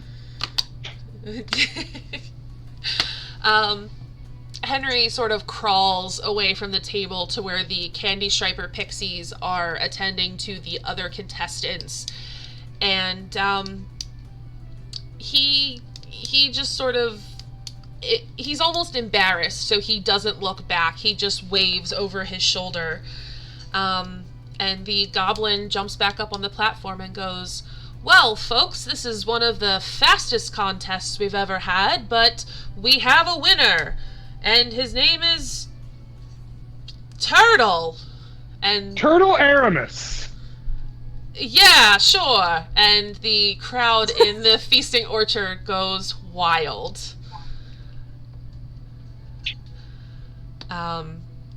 So the goblin beckons you to come stand on the platform with him so that everyone can get a better view of their champion. When he stands up, Turtle lets out like a ridiculous belch before approaching the table. The stand. The goblin gestures to Turtle as he takes his place on the platform and claps and says, "Let's give it up for Turtle!" And the crowd just cheers even louder. Woo! And the goblin looks to you and says, "When you're done basking in your glory, come back over to the pink tent and we'll give you your prize." A prize? It's a contest, after all. Oh my god, this is the best day ever. He just leaves the stand at that point and heads straight to the pink tent. Okay, and when you get to the pink tent, the pixie that was originally there when you signed up with the curly brown hair beams up at you and goes, "I just knew you were gonna be the winner. I just had this feeling." And That's because you're smart and pretty. oh my goodness, you just, oh, and she starts to stammer over her words. She blushes, And she goes, "Well, I suppose you're here for your prize, aren't you?" And she hands you a cupcake and goes, "Now, this is a very special cupcake, but you've earned it. And you can add the cupcake to your inventory because when eaten, it acts like a potion of invisibility." Okay. And we'll just hope he doesn't randomly just eat that. I mean, listen, if he pulls it out and eats it and just turns invisible for a little bit, it's, it would I don't know if only... he'll eat it at this moment. He just ate 57 cupcakes. He might be... But Mm-hmm. he will go back to the table with Valentina and sit down and start drinking his mead and, like, absent-mindedly still picking at the other food he has. Okay.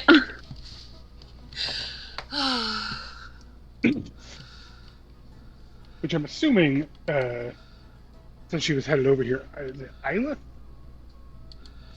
Yeah, so as you sit down at the table across from Valentina in front of your still massive mountain of food, almost with like a thud because you're heavier having eaten so many cupcakes, this is about when Ilith would come into the feasting orchard. As soon as he sees her turtle, we'll wave and be like, hey, over here! I just ate like 60 cupcakes!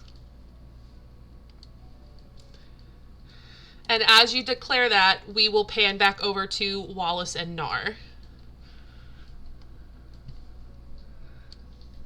Okay. After you were disgraced and kicked out of the race, what would Wallace have done?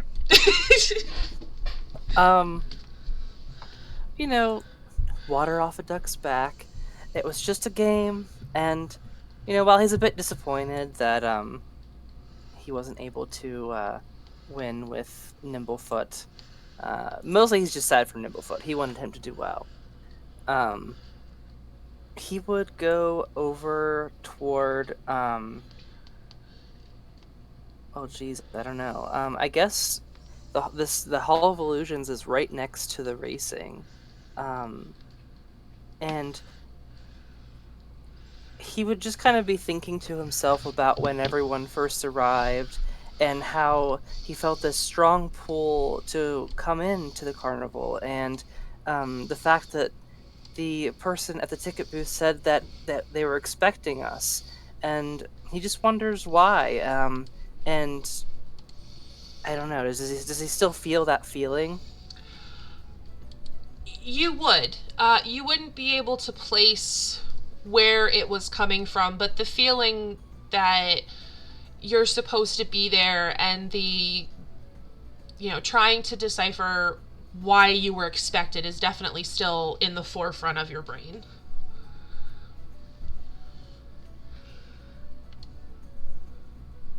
Okay. Yeah, I guess that we're here. We have a bunch of punches left, so I guess I would just check out this next big building that's next to the snail racing. The Hall of Illusions? Okay. Yeah. All right.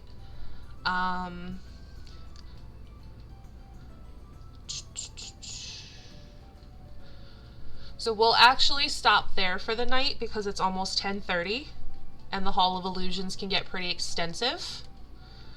Okay. But we will pick up with... I was going to say, that's where, like, the mystery that Isla found is, too, so that's probably where the three of us will be headed next. Yeah, so, because it's almost 10:30, we'll stop there and we'll pick up with you at the Hall of Illusions and Arya over by the mermaids and everything else next Tuesday. Okay.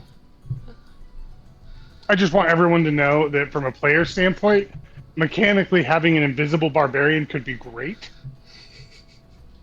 Realistically speaking, Turtle will just randomly eat that at some point. Yeah, I wouldn't be surprised. Definitely not surprised.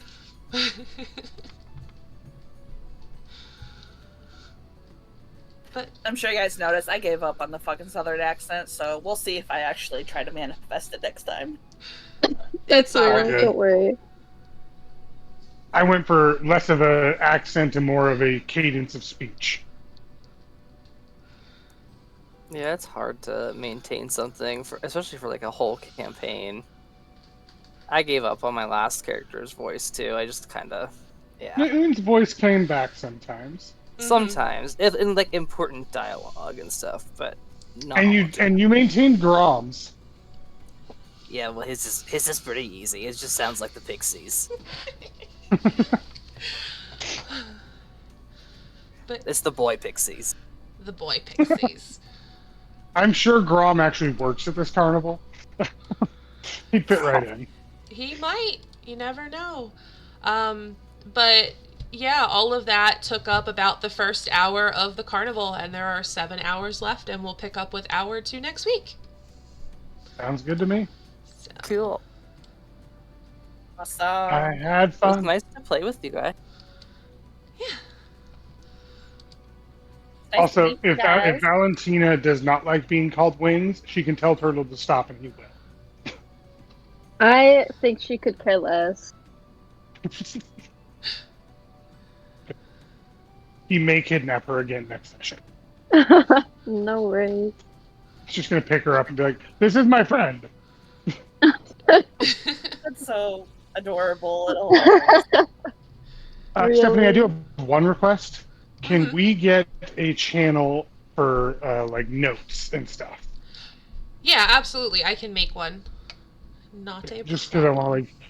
want to keep track of what happened and all that. So, Yeah, I'll make one because I will forget. right now. I'm also like downloading a template because I'm a geek and going to write out session notes as well, so I can share those. Whatever works, just as long as we have a place to put them.